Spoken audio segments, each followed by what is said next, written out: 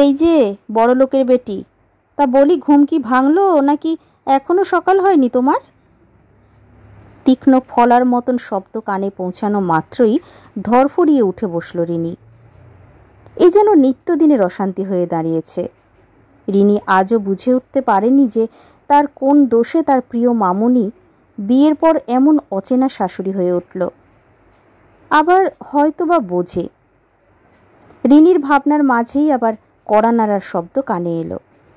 এলোমেলো চুলে কোনো রকমে হাত চালিয়ে চুলগুলো খোঁপা করে বিছানা থেকে নামতে নিলেই হাতে টান পড়ল। অসহায় মুখে তাকিয়ে আছে অভি। হ্যাঁ, সে অসহায়ই বটে। নিজের স্ত্রীকে প্রতিনিয়ত মায়ের রোষানলে পড়তে দেখেও চুপ থাকা অসহায়ত্বই বটে। কিন্তু সেই বা কি করবে? মাকে বোঝাতে চেয়েছে বহুবার, কিন্তু রিনি তো বাধা দেয় বারবার। এত বকা খেয়েও মামুনি বলতে অজ্ঞান যে তিনি। মেয়ের ওই এক কথা, তার মামুনি একদিন ঠিক কাছে টেনে নেবে তাকে, ভালোবাসবে আবার আগের মতো। আশা দেবীর একমাত্র সন্তান অভিরাজ। মধ্যবিত্ত সংসারে কেবলমাত্র সম্বল তার এই ছেলেটাই। ছোটবেলায় বাবা মারা যাওয়ার পর থেকে তিনিই তো আগলে রেখেছিলেন অভিকে। নিজের বাহ্যিক সুখ স্বাচ্ছন্দ্য ত্যাগ করে জীবনযুদ্ধে হার না মানার সংকল্প নিয়ে টিকেছিলেন তিনি। উদ্দেশ্য একটাই, ছেলেকে মানুষের মতন মানুষ তৈরি করতে হবে। নইলে মৃত্যুর পর স্বর্গে গিয়ে কি উত্তর দেবেন নিজের স্বামীকে? অথচ এত বলিদানের কি প্রতিদান পেলেন আশা দেবী? তার নারী ছেঁড়া ধন তারই বিরুদ্ধে গিয়ে এই চালচুলোহীন মেয়েকে ঘরে তুলল, যার মা বাবার পরিচয় জানা নেই। রাস্তা থেকে কুড়িয়ে আনা পালক পিতার কাছে আলালের ঘরে দুলালি হয়েছিল এতদিন। মধ্যবিত্ত পরিবারের বেসরকারি চাকুরিজীবী ছেলের সাথে সম্পর্কে জড়িয়েছে শুনে একেবারে ত্যায্য হতে হলো। আমার ছেলে বুঝি এতই ফেল না? এত কিছুর পরেও অভি এই মেয়েকে বিয়ে করল। মায়ের সম্মানের কথা একটি বারও ভাবল না। ছলছল চোখে রংচটা জানলার কপাট খুলে শূন্যে চেয়ে রইলেন তিনি। আজ আর বাঁধা মারল না অভি। মাকে যেভাবেই হোক বোঝাতে হবে যে এই অবস্থায় রিনির একটু মেন্টাল সাপোর্ট প্রয়োজন, তাকে যেন আবার আগের মতন আগলে রাখে। ভাবনার মাঝেই দরজা খুলেই হতভম্ব অভি। আশাদেবীর হাতে একটা নতুন শাড়ি, দুটো গয়নার বাক্স আর সাজগোজের প্রয়োজনীয় সামগ্রী নিয়ে দাঁড়িয়ে আছে দরজার বাইরে।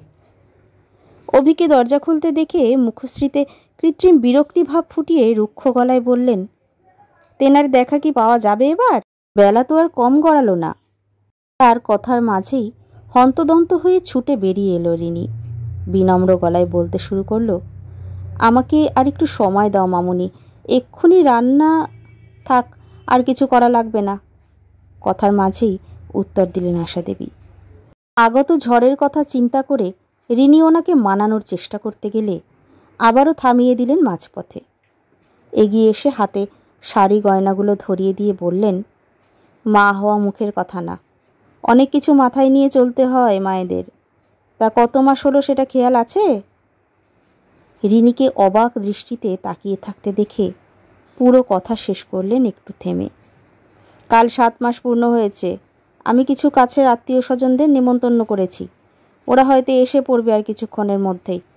আর এগুলো ধরো, এই সব তোমার শ্বশুরমশাই এনেছিলেন আমাকে নিজের মনের মতো করে সাজিয়ে স্বাদ খাওয়ানোর জন্য। মানুষটা আজ নেই, তবে আমি চাই আমার দিদি ভাই, দাদু ভাই আর তাদের মায়ের মাথায় সবসময় তার আশীর্বাদ থাকুক। তাই তোমার ইচ্ছা থাকুক বা না থাকুক, তোমাকে এগুলোই পড়তে হবে আজ অনুষ্ঠানের সময়। ঝটপট স্নান সেরে বসার ঘরে এসো। আমি যাই, রান্নাঘরে পায়েসের হাঁড়ি চাপানো আছে। গুড়ের পায়েস রেঁধেছি, কিন্তু বেশি মিষ্টি খেয়ে গা গোলাতে পারে, তাই অল্প গুড় দিয়েছি। সকাল সকাল এরম সারপ্রাইজ পাবে ভাবেনি রিনি বা অভি কেউই। রিনি তো এখনও ফ্যালফ্যাল করে তাকিয়ে আছে মামুনির মুখের দিকে, চোখে নোনা জলের আনাগোনা। হঠাৎ মামুনিকে জাপটে ধরে ভ্যা ভ্যা করে কেঁদে উঠল বাচ্চাদের মতন। কান্নার দমকে কিছুই বলা হলো না আর। মামুনি ধমকে দিয়ে চোখ মুছিয়ে আবারও কৃত্রিম রাগ দেখিয়ে তাড়াহুড়ো করে বেরিয়ে চলে গেলেন রান্নাঘরের দিকে। কিন্তু তার ছলছল চোখ আর আবেগী মুখ দেখে কান্নার মাঝেও ফিক করে হেসে ফেলল রিনি। এতক্ষণ পাশ থেকে সবটাই দেখছিল অভি। মনে মনে ভাবল, রিনি ঠিক ছিল তাহলে।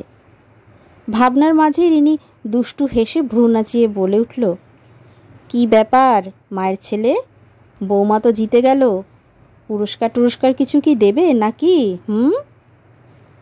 বউ জিতেছে বলে কথা, পুরস্কার তো দিতেই হবে। মৃদু হেসে পরম স্নেহে অভি আগলে নিল নিজের প্রিয়তমা স্ত্রীকে।